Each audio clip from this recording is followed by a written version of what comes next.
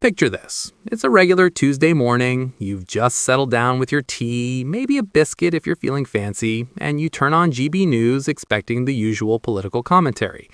Instead, what you get is Patrick Christys announcing that British activists have literally swum into French waters to slash migrant boats with knives, and now they're about to get arrested by furious French authorities. If that doesn't wake you up faster than a double espresso, I don't know what will. Welcome to the migrant crisis in 2026, where apparently some people have decided that if the government won't stop the boats, they'll do it themselves, with knives, in France, because that's definitely going to end well.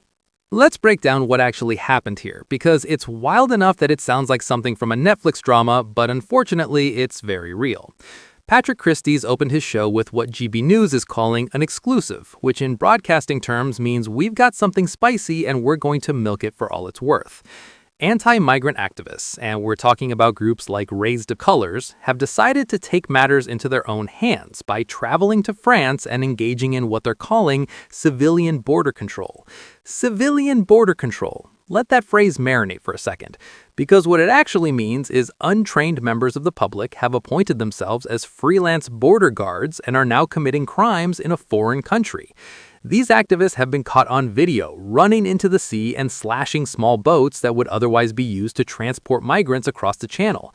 Now, their stated goal is noble enough if you squint really hard. They're trying to stop these boats from being used to import what they call illegal migrants into Britain. The logic is simple. No boats equals no crossings equals problem solved.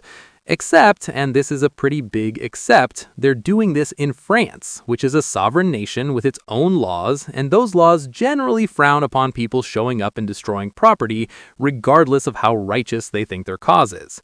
And surprise, surprise, the French are not happy. In fact, senior French politicians are reportedly furious, which is French politicians speak for they're absolutely livid and someone is going to pay for this. The French authorities are now demanding that these activists be identified and arrested, because apparently traveling to another country to commit vandalism isn't protected under any international freedom of expression clause. Who knew? Patrick Christys, being the provocative broadcaster that he is, then welcomed Henry Bolton onto the show. Bolton is described as an international security and border control expert, which means he's supposed to know what he's talking about, at least in theory. And Christys opens with a question that's so carefully worded it deserves an award. He says he's obviously not encouraging anyone to break the law, but shouldn't the French be asking for more help stopping the boats? After all, there are people offering to do it for free. It's like saying, I'm not saying you should rob a bank, but isn't it interesting that the vault is just sitting there? Bolton's initial response is actually quite measured and legal-minded. He points out that if a French person came to the UK and broke the law, you'd expect British police to arrest them. They don't get a get-out-of-jail-free card, which is a completely reasonable position. The law is the law, regardless of your nationality or how passionately you feel about immigration policy. If you break French law in France, you can expect French consequences. It's not complicated. But then, and this is where it gets interesting, Bolton pivots. He issues what he calls a warning to the government, and this is where the conversation shifts from straightforward legal analysis to something far more politically charged. Bolton's argument is essentially this. For years, the British people have voted in elections and made it known in every conceivable way short of absolute violence that they're sick and tired of the migrant crisis. They voted for parties promising to fix it. They've complained. They've protested. And according to Bolton, nothing has been done. Successive governments have evaded the problem. So what we're seeing now with these activists slashing boats is a form of vigilantism born of extreme frustration. Now, this is an interesting framing because it positions the activists as victims of government inaction rather than criminals committing property destruction in a foreign country. It's saying, sure, they broke the law, but can you really blame them when the government has failed so spectacularly? It's the political equivalent of, I'm not saying she should have keyed his car, but he did cheat on her. The action is still wrong, but we're invited to understand the emotional context that led to it. Patrick Christys then confesses he's amazed this hasn't happened before, especially given the 13% increase in illegal migrants crossing into the UK. He's careful to add that he's not condoning it, which is the media equivalent of putting allegedly in front of a statement so you don't get sued. But the sentiment is clear. Given how bad the situation has gotten and how frustrated people are, it's actually surprising that vigilante action has taken this long to materialize.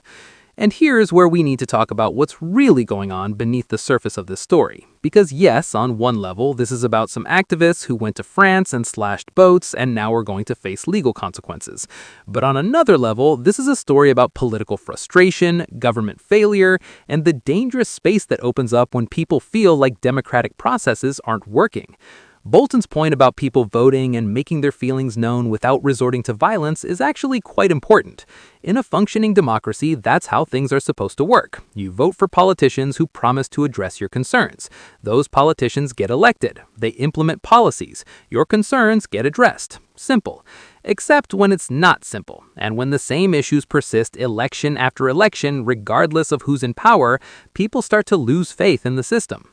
And when people lose faith in democratic institutions, they start looking for other solutions. Sometimes that's protest, sometimes it's civil disobedience, and sometimes, as we're seeing here, it's taking matters into their own hands in ways that are definitely illegal but feel justified to the people doing them.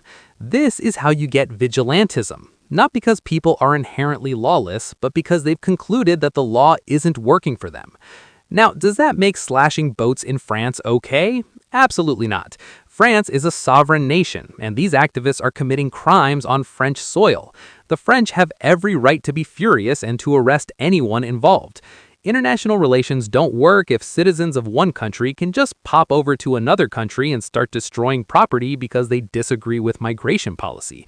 That's not how any of this works. But we also can't ignore the underlying frustration that's driving this behavior. The migrant crisis has been a massive political issue in the UK for years. Multiple governments have promised to address it.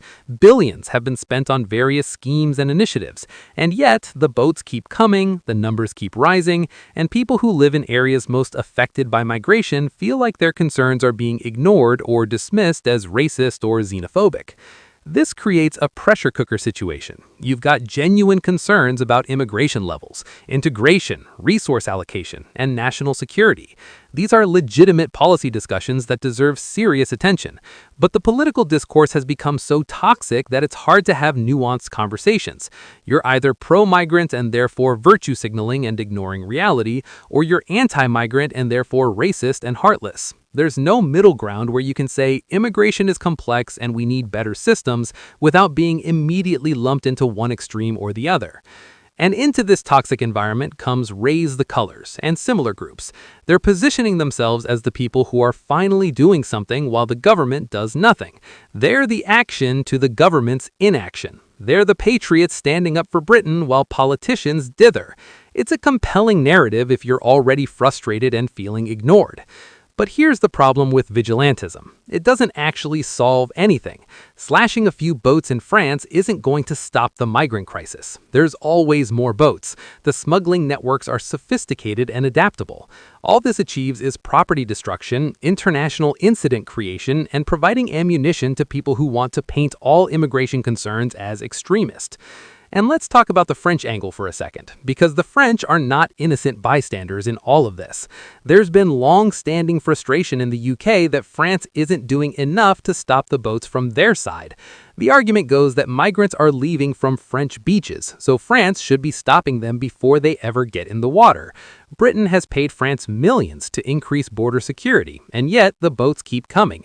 So when Patrick Christys asks if the French shouldn't be grateful for people offering to stop the boats for free, there's a genuine question buried in the sarcasm. If France is failing to stop the boats and these activists are stopping the boats, isn't that actually helpful? Of course, the answer is no, because crime is crime regardless of intent, but the question reveals the deep frustration with what's perceived as French inaction or indifference. The French perspective is probably quite different. They'd likely argue that these are British problems requiring British solutions, that they're already doing plenty, and that the UK's post-Brexit immigration situation is not France's responsibility. Both sides have points. Both sides are also probably more focused on blame shifting than actual problem solving. And this is ultimately what's so frustrating about the entire situation. The migrant crisis is a complex problem requiring coordinated international solutions. It needs cooperation between France and Britain. It needs addressing root causes of migration. It needs legal pathways that actually work. It needs enforcement mechanisms that are effective and humane. What it doesn't need is British activists swimming into French waters to slash boats while GB News guests pontificate about whether this is understandable frustration or dangerous vigilantism. Henry Bolton's warning to the government to wake up is interesting because it implies the government is asleep. But is the government really unaware of public frustration about migration? Of course not. Every politician knows this is a massive issue. They read polls, they do focus groups, they hear from constituents. The problem isn't awareness, the problem is that solving migration is genuinely difficult, and the easy solutions don't actually work. You can't just stop all migration without massive economic consequences.